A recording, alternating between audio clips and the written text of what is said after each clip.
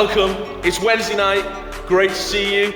We are here for the Livewires and Ignite self-isolation special showdown challenge evening vlog. We can't wait to get started. Let's jump right in.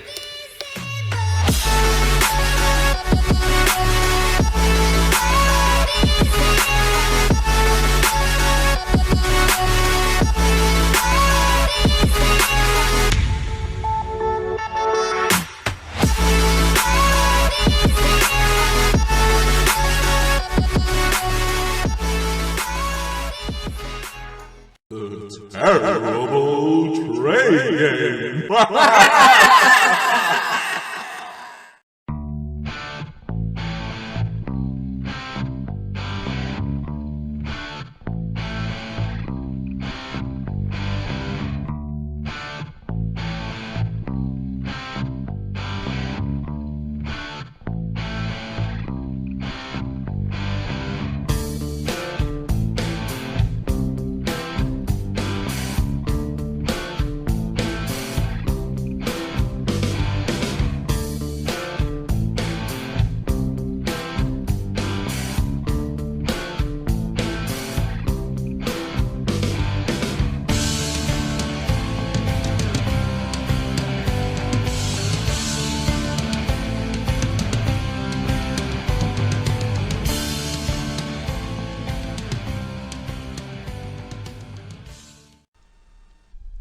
It's time for the Leaders Challenge!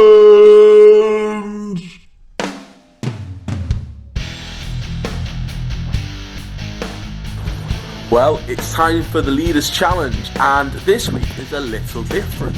As some of you know, we actually have 3 youth groups at church. We have Livewires and Ignite on a Wednesday, but on a Sunday night we have a 3rd group called Extra Time.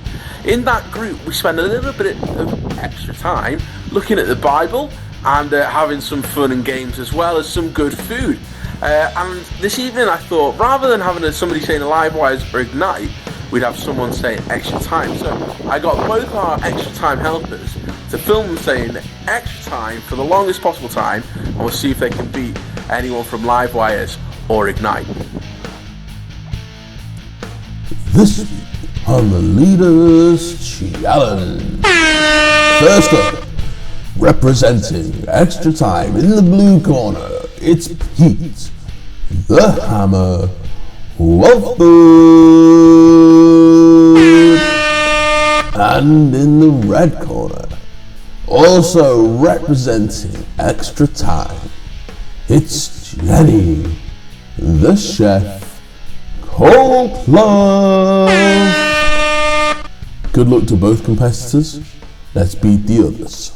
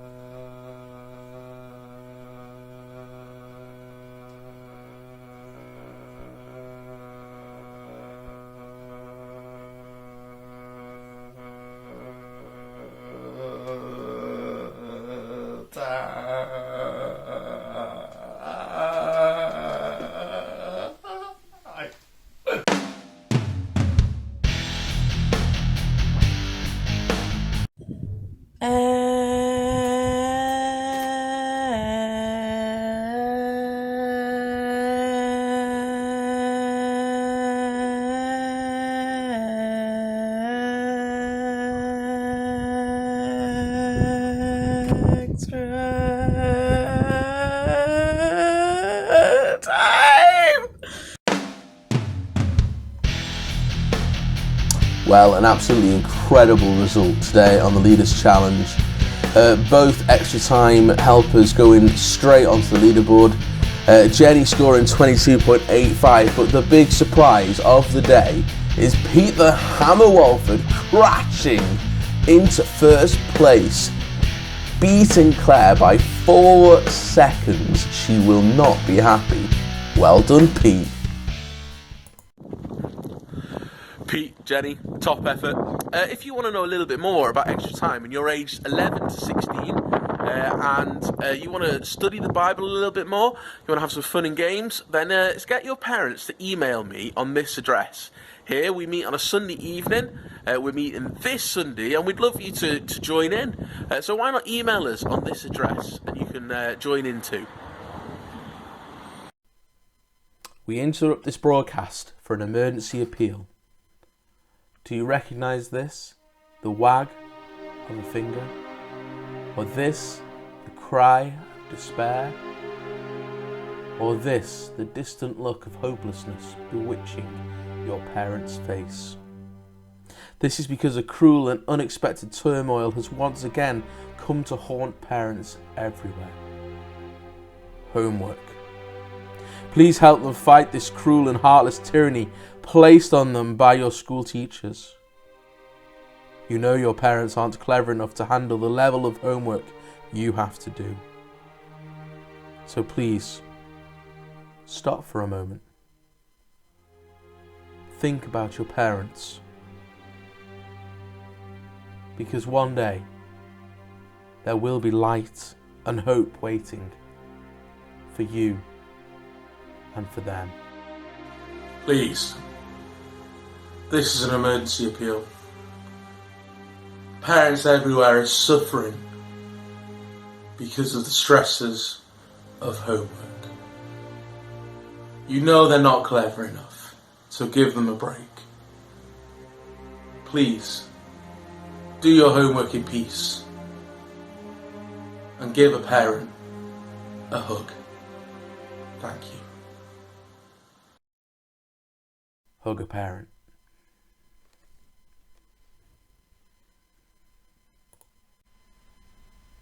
Previously on the At Home Challenge. Okay guys, well you might remember 2 weeks ago I sent you a code breaking challenge. It was a real humdinger. I was absolutely delighted with it. Well, the Livewires one was fairly easy, as you can see. The key is that line down the middle of the code. You need to, as you write the words out, you need to space them a little bit, but then transfer the right hand side over to underneath the left hand side, and then do a little ziggy-zaggy pattern all the way along, and you will see you will get all of the clues. The eventual outcome you should have got to was in March or April. These things do a mound, a certain bunny leaves these on the ground. And of course, the answer is Easter eggs. Here's the Ignite one. The key here for the Ignite one was writing the word Ignite and then putting the numbers 1 to 6 over in alphabetical order. You could then see on number 1 which order to write those 6 letters into your grid. And then once you've written them in, you can then do a spiral pattern all the way around through the grid, which will mean you can get your words. Well done for those who spotted. There was a little mistake. That was obviously just to throw you, and nothing I've done. And then you can do the spiral pattern like that, and finally you can continue writing them all out. And as you can see, the eventual answer was answer this riddle and you will receive a prize in kind.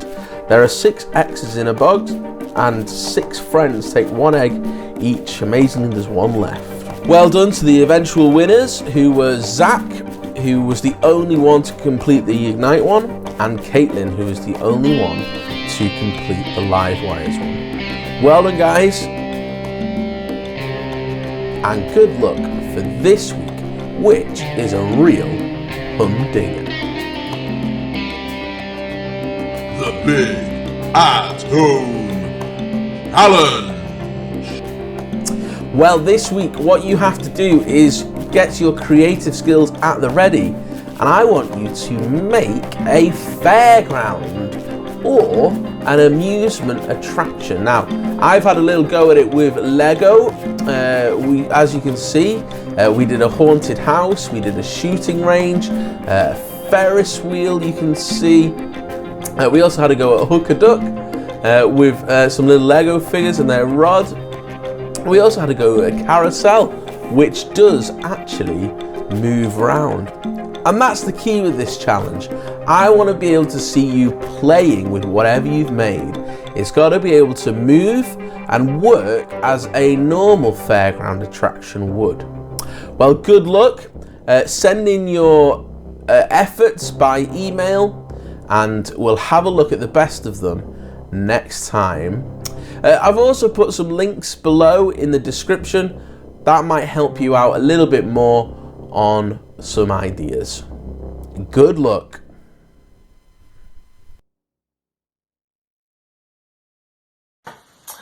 Evening guys, great to see you all. We've got a bit of a tricky to understand topic on our hands this evening as we continue to think about who is God. It's a big question, and after all, if we're thinking, oh, we might become a Christian, then we want to know who the God is that we're worshipping. So because it's so tricky, I invited along some helping hands to help out this evening. The first one is this person here. This is Geeky Nathan. Hello! Geeky Nathan is one extreme of my character. He's the one who loves knowledge and can't wait to play chess with my son. But to keep the balance, I've also invited along another extreme of my character. This is Football Hooligan Nathan. Way! Beat my son's roll! Come on, Nathan, let's go! I thought having them along might help to explain who God is a little bit better. Well, maybe more Geeky Nathan than Football Hooligan Nathan. Thank you. So guys, what have you got for me? Easter egg? Ooh, no thank you, maybe later.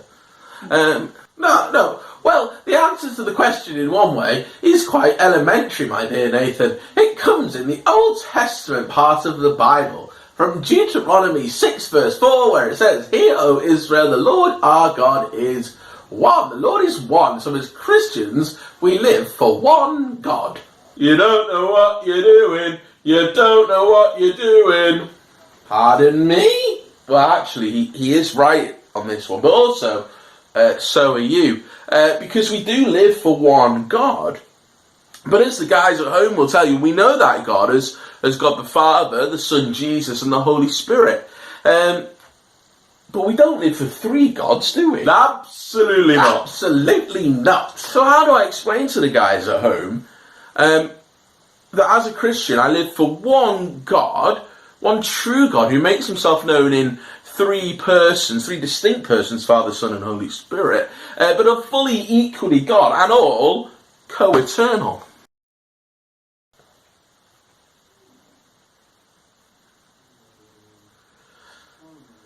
Well, how about using an egg? There's one egg, but three parts: yolk, white and shell. Oh, what an idiot. You can't say that about God. It's partialism. Partialism? Yes, partialism. Claiming that although God is one, he is three distinct parts which don't mix very well. Like, the shell is separate, not a part of the white or the yolk. Anyway, you can't say that about God. Okay, point taken. It might therefore be better to say that God is like the sun, a big star in the sky that heat and light comes from it. Swing and a miss, pal. Hey, he's right again. What? How dare you? You can't say that. Send him off, Nathan. That's one of the oldest, cleverest heresies in the book. It's called Arianism. And what you're saying is the Father's the star, the Son's the heat, and the Holy Spirit's the light. That Son and Holy Spirit are creations of the Father, meaning they are created beings and not truly God. You're not singing anymore. You're not singing anymore. All right, pipe down. Well, why don't you say God is like water? How when you drink it, it's liquid, but then you have gas or ice. That's modalism, which says God is not really three distinct persons, but it's just one appearing in different forms, or he appears at different modes at different times, or in the same way that sometimes we're dad, sometimes husband, sometimes a youth worker at church, but we can't always be all of those at the same time. What about an apple? Partialism again. What about a three-leaf clover? No, partialism again. He's just saying I'm wrong because I'm the opposite of him. I reflect I'll you in a minute, mate. Guys, this isn't helpful. I've got an idea. Why don't we just use the words of the Athanasian Creed? That's the bit of writing written down to help Christians understand what the Trinity, who God really is, and why don't we just use that? Brilliant! Genius! I was just about to suggest the same thing. He shoots, he scores! So for you guys at home, this is what the Athanasian Creed says. That we worship or live for one God in Trinity and Trinity in unity. Neither confounding, that's putting together the persons, nor dividing, separating the essence. For there is one person of the Father, another of the Son, and another of the Holy Spirit. But the Godhead of the Father, of the Son, and of the Holy Spirit is all one. The glory equal, the majesty co-eternal. Actually, now I read it out loud, sounds pretty similar to the question I asked before. So how do I explain to the guys at home that as a Christian I live for one God, one true God who makes himself known in three persons, three distinct persons, Father, Son and Holy Spirit, but are fully equally God and all co-eternal. So it turns out that's the best way of explaining it. You two weren't very useful. Sorry you had to meet those guys. I thought it would be maybe helpful, but if you think I used those guys to help show the Trinity as in there was three of us, then you're also wrong. The Trinity isn't like me, and that's the good news. I kind of explained that last week. And also the characteristics of the Trinity don't balance each other out or help to provide a different view or something. They're all equally God. The glory equal. And actually, we reflect that best in our relationships. God is a social God, a relational God. And we were designed as humans to reflect that. For example, in marriage between a man and a woman. In biblical marriage, there's equality and difference. There's headship and submission. All different aspects of the Trinity are kind of represented in marriage. And as people, that's where our value and our identity comes from. The fact we were made to show others what God is really like. And that's really exciting. That God made me exactly how he wanted me to be, in order that I might show off his glory and greatness. What a special job I have as a Christian. And actually, that must be what it means in Genesis when God made humans. And it says, so God created mankind in his own image. In the image of God he created them. Male and female he created them. I wonder if you realise how special you are. Does what you believe give you that much worth? That the divine creator of heaven and earth says, I want you exactly as you are. To come and live for me and to show off how great I am. So what are you doing with your life? Why not come and pray to our one God and start living for him today?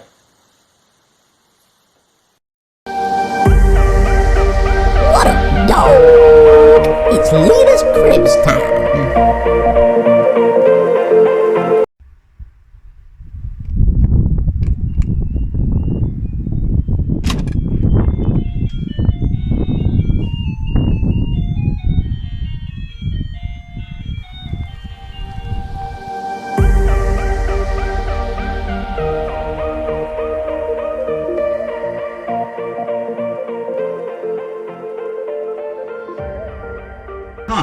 welcome to my crib. Come on in.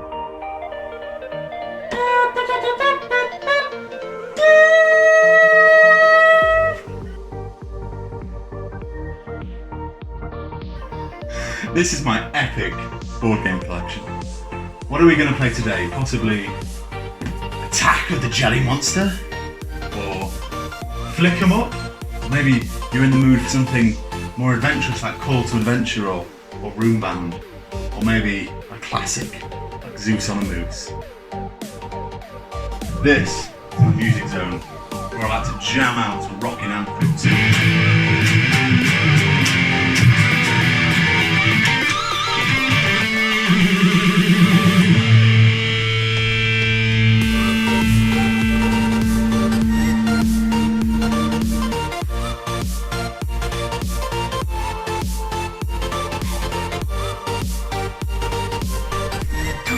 It's time for Livewires.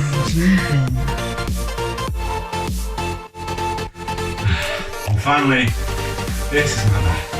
Where I like to have a nice relaxing bed. But sometimes I like to have a shower.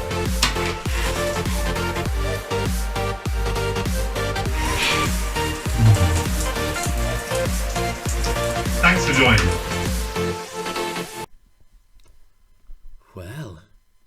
Well, I've not seen any humans around here. Oh, what a week though. Lambs being born everywhere. Oh, I'm feeling a bit fat myself, to be honest. Oh, how about you, Horace? Horace, how's your week been? Oh, I'm alright, love. I'm alright. I'm still collecting dust, you know. Oh, it's a terrible state of affairs. Hey, cheer us up, Horace. Have you got a joke? Oh, I have, as it happens. I have. It's especially for Siobhan the cow. Oh, top of the morning to you. You want me to... a special joke for me? Peter, are you listening? Peter, are you listening? Oh, he's not here this week, Siobhan. Oh. He's collecting nuts on the other side of the yard. Tell me the joke then. Tell me the joke. Well, it's a funny one. What do you call a cow that eats your grass? A lawnmower!